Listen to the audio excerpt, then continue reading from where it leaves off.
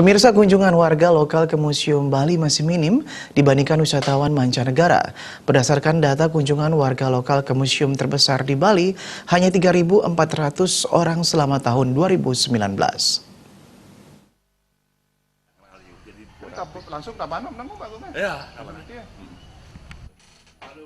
Kepala UPTD Museum Bali, Wayan Andra Septawan mengakui tingkat kunjungan warga lokal masih minim. Berdasarkan data UPTD Museum Bali, selama tahun 2019, jumlah kunjungan warga lokal hanya 3.400 orang.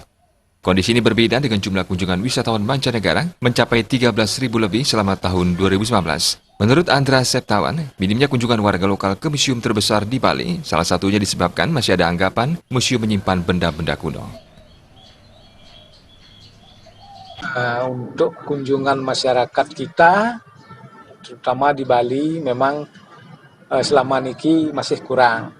Itu mungkin karena kebiasaan-kebiasaan daripada masyarakat tidak terlalu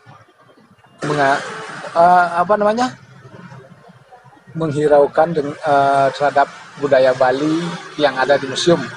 Karena Sementara itu, Kepala Seksi Koleksi dan Konservasi UPTD Museum Bali, Putu Sedana mengatakan, untuk menarik minat kunjungan ke Museum Bali, berbagai hal dilakukan, mulai dari sosialisasi hingga mengadakan kegiatan bagi pelajar dan mahasiswa di Museum Bali.